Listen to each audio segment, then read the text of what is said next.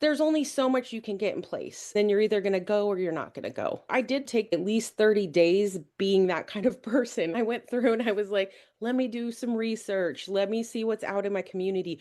Who else has a business like this already? We need an EIN. So you get a business name, you get a business license, you get a business EIN because we don't want to be those kind of people. Even if it never got big, I want to make sure we're operating according to like how we need to operate, right, in our county. And but I also kind of want to know what kind of competition's already out there. Like, are we duplicating something already oversaturated? It probably took at least the first month while I was building flower walls to do that research. Once I felt comfortable, we were still kind of always making things so that we could have something to launch. But, while we were doing that the first 90 days, I mean, we were also making sure to kind of do our due diligence. I started saturating myself with information. What does it take to run a rental business? Is it something I should be doing? What are other people's websites like? What are they renting stuff for? So it was a full on, like, I would say the first 90 days was just a ton of like information, like diving, right? While we were kind of making stuff and getting it like prepped, right? Because the first 90 days we didn't have tables and chairs. It was just us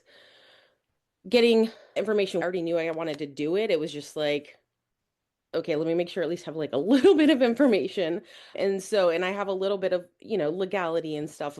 So that was really the first 90 days was primarily that. So it's like we didn't even, I don't think we got tables and chairs until we had kind of been doing stuff for probably, I want to say like maybe 4 or 5 months. The first 90 days was simple. It wasn't us going crazy. It was us doing our homework and making sure we scale as we can actually afford it. Right in the beginning, we did things like Facebook Marketplace because it's free. And that's huge. Join all your local Facebook groups. You can talk about yourself there. They have advertising days. You can put your rentals up on Marketplace. That was huge for our growth. It's a free service, right? Being able to grow as we could afford it, not getting too much inventory right off the bat, not grabbing a big loan has been huge for us. I have a lot of social anxiety. Owning a business is a little bit of a challenge. There's a networking social aspect to this business, any business really. And so just say yes. Like, what is the worst thing that's going to happen to you, right? If you go to a mixer and it sucks, it's not great. Who cares? Go home. Just say yes to things. Just get out there and do it. The worst thing that's going to happen is it doesn't pan out. At the end of the day, it's not a big deal. And every time you do something like that, it actually does help your confidence level. It helps you feel like I am a business owner because for those first couple of months, you feel like you're messing around. You don't necessarily feel like I own a business. Now I'll walk into a room and say, I own a business. Being able to say yes to opportunities to network and meet other vendors, that's huge. You don't want to become the company that's like, yeah, they'll volunteer you for anything. They'll give you anything. They'll donate anything. That's not the reputation you want. You're a business. Being really choosy with how you put yourself out there that first year with donations and sponsorships. That's huge. We probably would not have done that if we had to go back and do everything. This is more of like a mental health thing, but I would not let research or social media kind of it can take you kind of down into like a dark place because everyone else appears really successful and you're just like I'm not getting there, like, and it's, man, it's that can drag you down a little bit. And so I would definitely say, having some boundaries with what you're looking at, how much social media and information are you taking in, right? You've got to be able to just stay in your lane, focus, and keep going forward.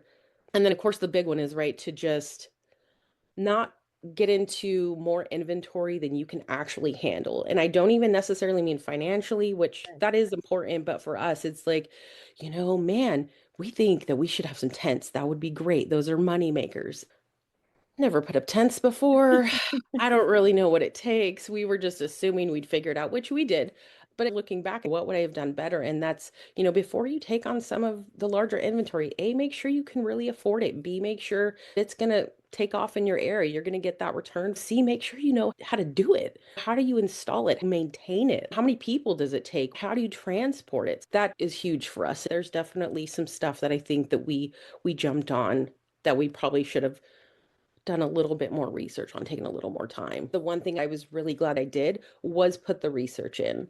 Even though I just talked about being careful with those boundaries, which you do need to do. So like that's why I said it's a fine balance, but I'm really glad that I put the research in because we went into this knowing there's only X amount of companies in our county that do party rentals, and this is the kind of stuff they rent, and these are the prices they're renting things for, so that we were able to go in and not undercut the market. I don't want to undervalue the industry, but I also don't want to be the most expensive with like prices off the chart. And the research that we put in for the first handful of months, that really allowed us to feel confident about what we put out there. If you market, you put yourself out on Facebook Marketplace, right? You're going to get messages and it takes a little bit of time. You get trolls. But when you're sending people to your website, Google's ranking you every time someone hits that website. And so that was something that we kind of learned early on. And we were like, okay, this is a good idea. This is awesome.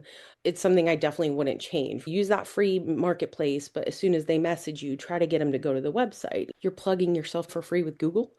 Those things were game changers for us, knowing a bit about the market you're in, at least in your county. So you're not devaluing the industry. You know what I mean?